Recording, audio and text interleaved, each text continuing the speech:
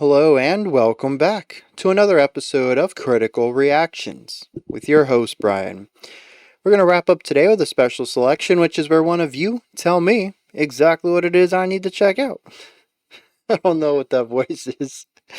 Alright, today's special selection comes at us from Martin. Hello, sir. It's time for Dystopia, because you already did Noothgrush. I vaguely remember Noothgrush, but I just remember saying the name because it is so fun to say. Noothgrush. I don't know. Let's dive into some Dystopia today. We're looking at the song My Meds Aren't Working. Also, that's some album art right there. I don't know. Let's see what's going on with Dystopia. Right off the bat. Heavy dissonance.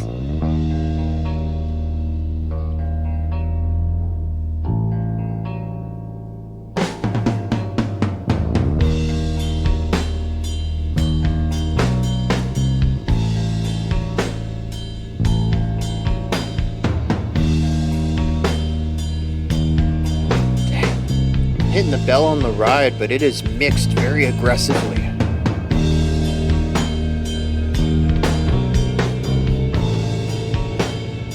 Fun little drum ornamentation.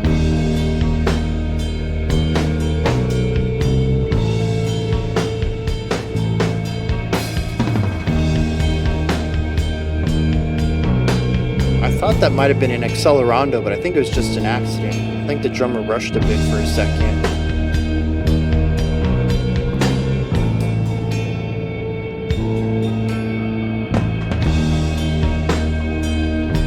A very eerie atmosphere here.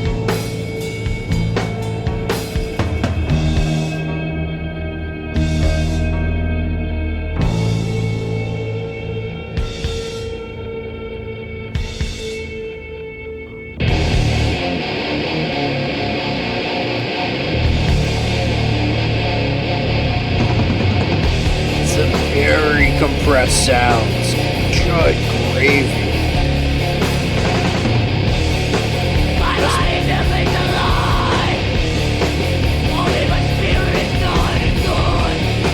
My brain was down every night, but I keep waking up alive.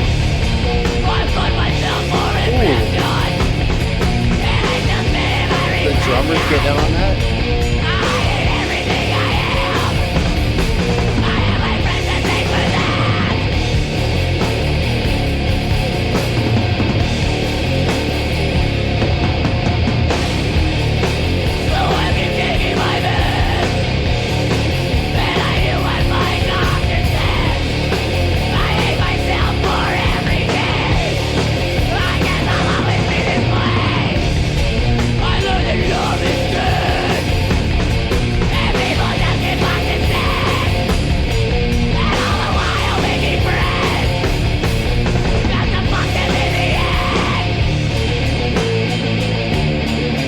Okay, that's a fun.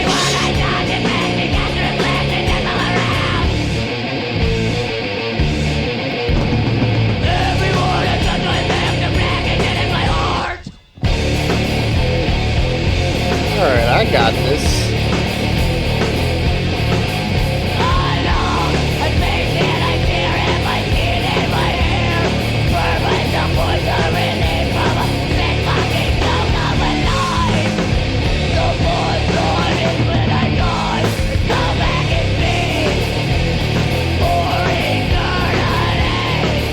It's interesting how often the vocals and guitars will actually line up rhythmically.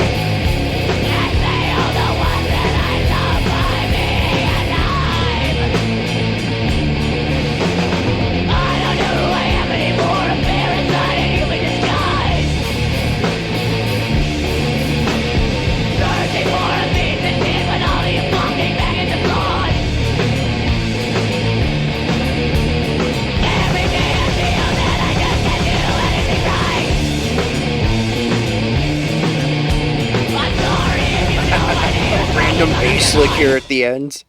Oh, it just abruptly stopped. Okay. Yeah, that's something. That's a song. All right, I think where I want to start with this is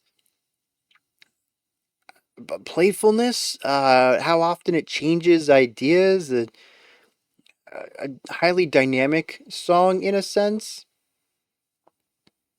which is interesting too, because let's contrast that with like the first minute and a half, which was one single idea. We didn't see anything like this at all on the back, I guess, let's say back two-thirds of this track. We had an interesting groove, heavy atmosphere. The drummer was tossing in some little ornamental ideas while keeping a pretty steady backbeat, really sitting in the pocket. It was very reserved, actually, now that I think about it, especially compared to where we went with the song. Um, but yeah, just kind of setting up an atmosphere and a basic groove. I was like, okay, it's not bad. I could listen to this. And it just kind of fades out. And we get this meaty guitar coming in, and we get this gnarly guitar riff. The drums are constantly changing up their flow. The vocals are thin and nasally type of harsh. I don't even know how to describe it. It doesn't feel like a true harsh. It just kind of feels like getting your vocal up here into your nose a little bit, and then putting some compression on that. I don't know. It's like a false chord without any power behind it. It's just like the raspiness of that with a bit of head voice stuff going on. We did get one, I think, kind of like false chord thing going on too. Maybe it was just a lower fry scream. I don't know. It was like one specific syllable in the second chorus, and I don't think we ever heard that again. The guitar riff is constantly changing. We have a lot of temporal shifts here and there. I think we even have some time signature movements. At least I felt we were moving between groupings of four to groupings of three, but those groupings of three could have been triplets within a grouping of four at just a slower tempo or something like that. So it could have all been 4/4 depending on how you want to transpose it into sheet music. The idea though is that the groupings were changing. Uh, it's a song that's just constantly switching up its ideas, which is in stark contrast to how it starts, which is just this long 90-second single concept. It's, I think, interesting to contrast those two parts of the song. And I'm curious if any of that has to do with anything else. I don't want to read too much into the title, but it's called My Meds Aren't Working. And maybe the beginning is how they hope to feel, and the rest of the song is how things actually are. Maybe it's when the medicine begins to wear off or kick in or anything like that. Oh no, because it says it's not working. I don't know. It's just such a drastic departure. The intro feels like it has nothing to do with the rest of the song. Now, I want to talk about the guitar tone real quick because there's actually something about the full production of this. It's very lo-fi. Maybe not the lowest fidelity production we've ever heard, but it's compressed, it's muffled. The guitar tone is very fuzzy and again just muffled. It feels like it's lacking definition and clarity. The whole thing does, except for that ride cymbal bell at the beginning, which just pierced through everything. That thing was very clear and present and piercing in a way that had to have been done intentionally given the rest of the production on this. But everything just feels like it's overly bassy, stuffed into a bag, and I'm trying to hear this song through a speaker that's surrounded by felt or something, and it's not quite the I'm outside the bar type of muffledness, but it isn't a very clear mix either. And I think a lot of this kind of lines up too with the vocals. Like I said, they feel a bit thin. Some of that I think is the performance, but it's also something that you could beef up in production if you wanted to, and they didn't for whatever reason. Whether this is what they wanted or I don't know. Maybe I don't know how big they are.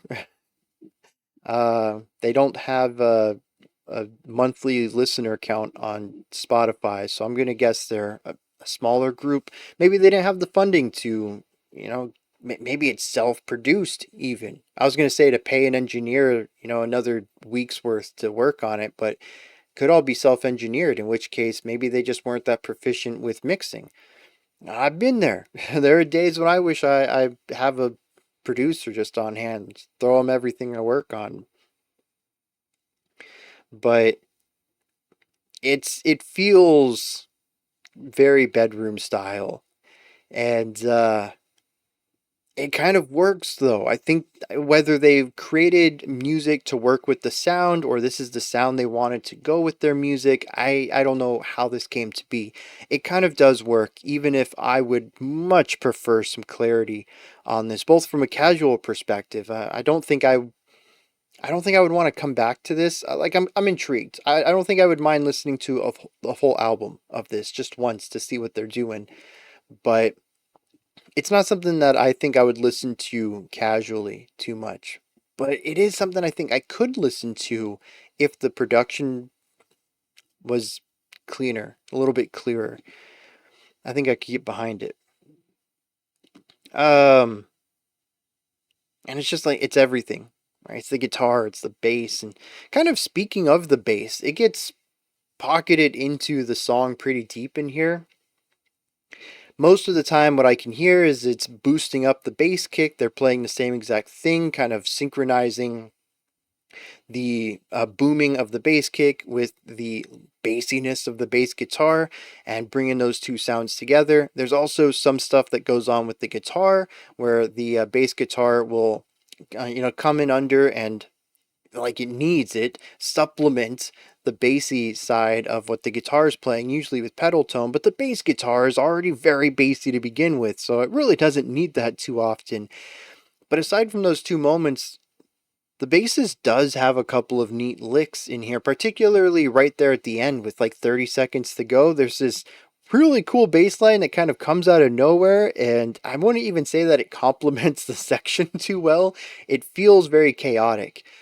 And the bass never really did anything that showcased this too much throughout the song. Like I said, there was a couple of licks that stood out, but nothing like this. This was like a little bit of bass shred for like 2 beats at the end of the song. And it's just like, where did that come from? Why haven't we had this sort of counterpoint present throughout the whole song? It's wild to hear that. The drummer is consistently doing wild stuff. When we go to the chorus, I love this because we have one bar, and this is a pretty fast section, but we have one bar of like a pretty straightforward rock beat. It's like snare on 2 and 4, bass on 1 and 3, and like cymbal on all four, something like that. Very straightforward idea. But then like the next bar is wild. It's like a full drum fill. Then we go back to the rock beat, and then like a 16th note bass kicks, and then the rock beat, and then like this tom fill, and then the rock beat, and then like this crazy polymetric thing. Like every other bar is this wildly different approach, but then we go back to something very standard and normal. And the drummer's just constantly doing this. I mean, part of it is because the song does this as well. Towards the bridge, when we're jumping back and forth between the 4 pulse and the 3 pulse, the drummer has to change up their groove with those. No one else really does. The bass, I mean, the guitar lick changes a little bit with that, but I feel like the drummer is what really drives this pulse shift. Which is why I said you could probably write the whole thing out in 4 because no one else is really emphasizing the threes like the drummer is. So yeah, there's so much frantic movement within the drum work, and it's really interesting to listen to this drummer. I don't know, just swing between all of these different ideas. And it gives the song a very strong elements of chaotic energy that I don't think is really present anywhere else. We had that odd bass idea at the end, but the vocals are pretty static throughout. The guitar has like 2 or 3 riffs total on this song, excluding the intro.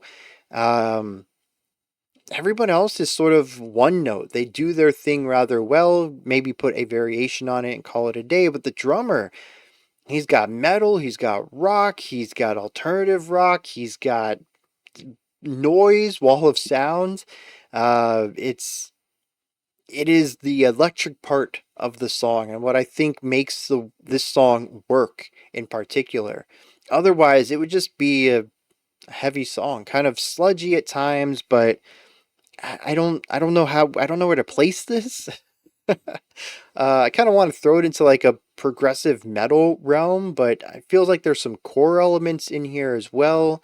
Metal also feels like the wrong genre for it, but it's kind of gnarly and distorted, and it's got a metallic feel, even if I don't think it's metal. And it's just it's all over the place. It's little bits of everything, and it's tough to classify all of what's going on here. I'd even say, like, when we talk about the vocals, there's just a frantic delivery to everything. It would not surprise me if I pull up the lyrics, and it's a pretty long list of words, just because despite only singing for what, a collective 2 minutes in here, the dude just never shut up, just constantly throwing out words and syllables and not really taking time to hold notes out or anything. I mean, part of that's just the harsh vocal delivery. Unlike singing, which you kind of want to add a melodic component to it, with harsh vocals, you're really working with rhythm and texture. And so holding out notes, yeah, some harsh vocalists do that, but for the most part, the style really leans towards a more rhythmic approach to delivery, which kind of leans towards speed. And this vocalist certainly does that, just constantly throwing stuff out. And then it just ends. It just stops. As wild as the intro was, I was just as flabbergasted when it was over. None of this makes sense to me. I don't know why it works. It's a fun listen. I'll say that, but as far as like artistry behind it, I'm very lost. I don't have a read on this at all. Let me see if the lyrics changed my mind on that at all. Yeah, this is just a heavy song. Um, we got elements of semi-suicidal tendencies in here. We have a lot of self-hatred. There's even a little bit of borderline misanthropy. It's it's not a great song, but it seems to be real. I'll put it that way. The vocabulary is also rather aggressive. I think I think this might be one of no, probably not. But there's nothing flowery or poetic about any of this. It's very uh, conversational almost. Verse 1 says, "My body still clings to life, only my spirit has died inside. I pray for death every night, but I keep waking up alive." Basically, he doesn't have the conviction to take his own life, but spiritually is kind of done, on the inside at least. And he would like to move on to whatever the next stage of existence is, but it never happens. The chorus says, "I cut myself for infliction, and I still spit at my reflection. I hate everything I am. I have my friends to thank for that." Now, interestingly, the chorus changes every time. Musically, it's consistent, but lyrically, it might as well be a verse. Verse 2 says, "So I keep taking my meds, and I do what the doctor says, but I hate myself more every day. I guess this is just the way it will always be." That's pretty heavy when you just have this, internal dislike for yourself. And, maybe it's not something you can fix. Maybe it is a chemical imbalance or something. And so all you can hope is that you find medication that works for you. And it just doesn't. And this just becomes the status quo for life, is a voice at the back of your head that tells you you're worthless. And you just have to accept that. The hook leans into this self-hatred more. It says, "Everyone I touch infects me. There's a cancer in flesh that death is all around me. And everyone I in touch, I infect them back. Black and dead is my heart." The bridge says, alone, I pace and I tear at my skin and my hair. I burn myself for some relief from the sick joke of a life. The punchline is that when I die, I'll come back as me for eternity and fail the ones that I love by being alive. I mean, this is some heavy thoughts to have about yourself.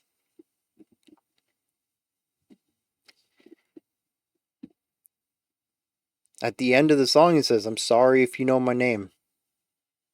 It's just like, jeez. And normally at the end of something like this, if the vocalist, the lyricist actually feels this way, and this is more autobiographical than simply trying to write a story about someone, I hope that they find the help that they need. But right here, they're talking to doctors, they're trying to get meds, they're trying to get this adjusted, and just nothing is really taken. And, that sucks. It really does. I have not dealt with this personally, but I had a very close friend, and I mean, I still have this close friend, and they went 5, 6 years maybe trying all sorts of medications, trying to find something to help, and it's a journey, and every day that you don't find something that works, I mean, it takes a toll on you.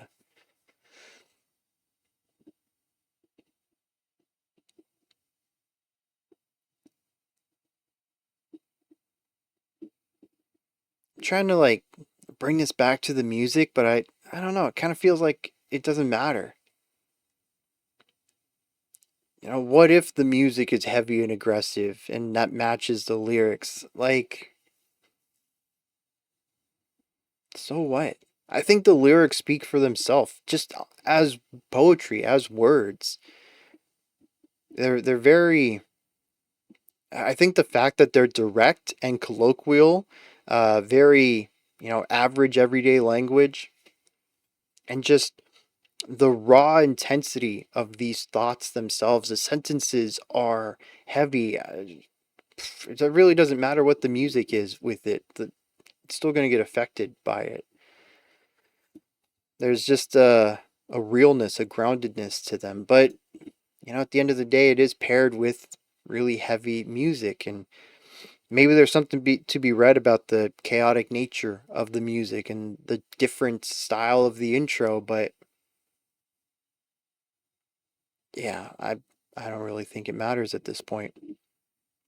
The words, as much as the drums steal the show for me musically, I think now that I know the words, it's the only thing I would ever pay attention to. They're just that powerfully written.